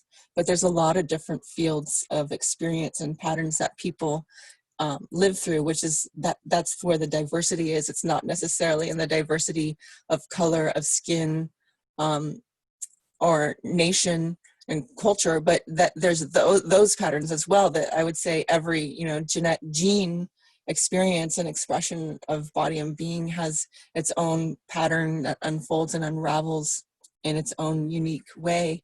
And so that there is diversity in genetics and there is diversity in culture, but there's also diversity in how any one human may actually feel and experience life, even within their own cultures and their own genetics and their own patterns of how they pattern themselves. So I'm really been deep into my own patterning, but also just seeing other patterns and learning from the patterns of others and taking it as an expansion field. So if someone else has another pattern that is not one that I recognize, then opening my expansion field and seeing where they're coming from. It's like, okay, they're coming from their gut or their libido or their heart or their solar plexus. You know, you can think of it as the different chakras and the different senses and what sense are they using, what chakra are they using. And in that, I've learned a lot about, you know, my potential as a single human being and how I can expand my personal patterns to be more all-encompassing and understanding of the world. And on that level, I'm working on that. Like this talk about the heart in how you can transmute that, and it dissolves and becomes an experience that is effervescent and undulating through a body and through your form. You can feel those patterns, and I am really learning how to open my heart right now. I have always loved love and wanted to be heart connected with people, yet I was afraid of them, at the same time, because I saw all their patterns and how unhealthy they were, and then may have felt attacked by them or affronted by their way of being, because it wasn't in integrity of life, for thriving life. And I would see how people would be hurting others, and then I would block my heart off and not want to feel them because I didn't want to have them in me. And so that just ended up being a big pattern of being blocking their potential hearts, and feeling into that experience of them and me, and being able to transmute their own problems through me as an empath, not wanting to bring it on and carry their burdens, and then ending up carrying their burdens in the end because of being an empath and caring for them, but then not being able to transmute it through my heart. So I'm working on how that works. And I'd actually like some more advice on that, because I've been afraid of letting people in. But if it's a transmuting experience, that, having their pain patterns come through me, and I can be a conduit that can actually transmute it through me, and then, not only experience their pain pattern and not hold it, but let it go and let it become a whole other experience of heart connection with humanity and the diversity of experience. And that said, in regards to activism, thank you for listening. I wasn't here for the other three, so I'm kind of feeling like I'm doing all of it on some level. And the activism in really understanding where people are coming from is key, and talking to their heart, their what matters to them, what was of value to them. I think you were talking about the veganism and animal rights, of course, and also that they're not willing to talk about what's going on. And I think rather than approach them not being willing to talk about what's going on, which I very much understand, and I'm working on this in my own self, because of having felt affronted by people's diversity that was hurting thriving life, in my opinion, or my experience of life, is to actually go in there and dive into what is thriving and valuable to them, and speak to their heart. Because I think that a lot, for instance, of people love animals, and I would say that one of the most beautiful pictures that I had seen was of someone laying with a pig, and then another one of a pig's sadness, like the fear of the animals. I think those are really valuable imagery for people who eat meat, to realize that they are also feeling beings. I think a lot of people don't realize that they're feeling beings, and to not really force that upon them, but to somehow creatively be in a space of come up with stories about one time this pig and I, and just get to know the animals so deeply yourself and their own experiences. And so then we expand our humanity and our heart to the beings that have feeling, that aren't meant to be eaten, that aren't seeding new forests by being eaten, like a forest is seeded as we eat and we release the seeds through our waste. And the other thing about that is noticing deep patterns. One of the big patterns when you speak about waste, there's patterns that are happening in society that we may not even recognize, because it's what we're used to. And one of the number one patterns that I think is really strange is that we, how can I say this without saying it? And we have bowel movements of our waste in clean, fresh water. And then we expect to bring it to some kind of plantation where it's then clean, turns into clean, fresh water with all this chemical stuff. That is so not natural and not nature at all. And it makes us feel like every time we eat and then we process food through our body, that it is literally crap, as we call it. It's not, it's what we create with our body is bad. That's what it's telling us. And it's not true, because our bodies are actually creating a compost kind of system or a processing system. And it's one of the most beautiful experiences of life is to process and digest life through our conduits of our embodiment, and eating and then later peeing and pooping as a result is actually the product that our body makes. And to consider that that product is, you know, I'm not finding the words, but terrible, you know, not good, that it's dirty, and it shouldn't be seen, and it shouldn't be known, and it should just be invisible as we put it in our clean, clear waters. It should just magically go away. That is not nature. And that is not what we do. We produce, you know, like when we eat vegetables, we produce compost for the vegetables, soil for the vegetables to then grow in, and for the nutrients to be recycled and put back into the earth.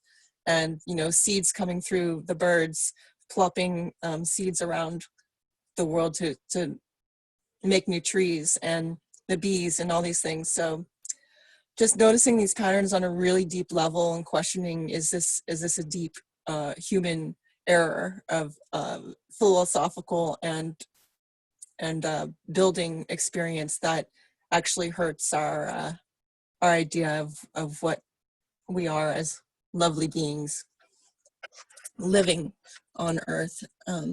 So that's just really deep, because we think about how we process everything then, because that's the number one process that we notice. So if we're looking at every process in like, oh God, we create shit, we're terrible people, we produce bad things, then that's what it's going to be. And there's not going to be a solution for a new kind of toilet systems coming through, because we're so ashamed. So it's releasing the shame and shaming others, because when we shame others, we shame ourselves, and we're not seeing the heart of the story of another, and the diversity of experience of that could be expansive in our field, and we can help then expand each other. And so that's what working through and breathing this through my heart, you know, other people's things, I've still got to work with that one, because to realize that I don't have to take on their pain, but I can transmute it, is like beautiful. And then being able to see the third eye, all the patterning, and then being able to go into a really high, deep space of that trance connection with earth and the music that it creates, and that we can sweep ourselves up into the music of it as humanity connects with its own nature and the nature of earth and the nature of each other, which is the nature of what we love. You know, earth is gorgeous. It's for us to realize how gorgeous earth is. We realize how gorgeous we are. We realize how gorgeous others are. So feeling the gorgeousness within ourselves and allowing that to brew, to be an elixir that awakens, that is the hero's journey. The elixir that we return is to notice the beauty, the thriving, loving life that is in every molecule and particle and essence of our own being, and is in every particle and essence of others, and to awaken that to the light of those codes, those joys and celebrations. That's where the empathy really rises. When we really see the beauty in another and in life, then we can be that music that beautiful harmonic pattern that we share together in our resonances, connect in our resonance, and then we may hold hands on the creation. So find the resonance and start from there. Cultivate that, stoke it, breathe on it, bring it in, be grateful for it. And thank you for listening. And I'm grateful for you and for all of your patterns and things that you're learning to come through, and that we all are together on earth. And the more we all come alive to the beautiful patterns, the more alive we come to the beautiful patterns of everyone, starting from within, connecting with nature and connecting with the nature of others. Thank you for listening. I am complete. Thanks, Denise. Thank you for fulfilling the point of your participation in the meeting of going through your shadow pattern, gift pattern, and Siddha pattern. I like it if people can do that. If they come late, if they can cover the ground they haven't been through. So that was really good. So I felt that was a nice way to honor the space. So thank you. And of course, everything you said. So I'm going to bring the meeting to, I'm going to close it tonight. So I just invite everybody to just kind of, we're going to go back into that Bardo space. Bardo means in between. So we're going to make a shift now from this space back into your everyday life. And so if you just take a moment to sort of settle into yourself, and I invite you to come back into the center again of yourself. And just with your intent, just be in the space of what holistic vision is as you, that you are the holistic vision you are seeking, and you're capable of a 360-degree all-around view from that center that you're in. And there's something very magical. And let this be a seed planted that can grow over time. Very magical about being in your center in this way is that we're in touch in the sense of holistic vision with a very profound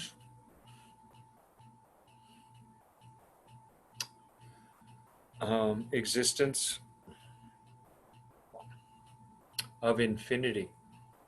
And in this sense, infinity, it's not about something that goes on forever and ever and ever. It's not a spatial infinity. It's an infinity that is capable of endless transformation.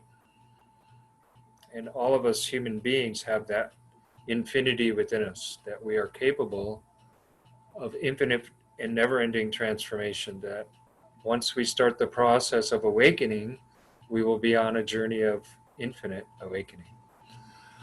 So just now, settling into that infinity, that is the very centermost place of our being.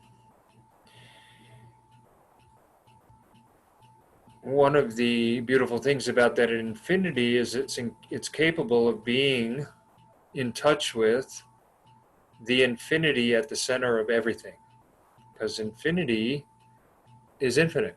So it can also quite easily and just naturally and normally sense the infinity of everything. And in that sensing of the infinity of everything is the true definition of holistic vision in a multidimensional way, in the sense that we, in ourselves, each individual, we are a holistic vision that is an infinity in potential of transformation. And at the same time, we are in touch with an infinity of which we are a part that contains an infinite amount of creative potential. And those two infinities are literally available at our center, at the centermost part of who we are. And that is the deepest seeing, essential experience of holistic vision. So I just invite everybody here and now and in your future now, to allow an opening into this possibility, because it is an actuality.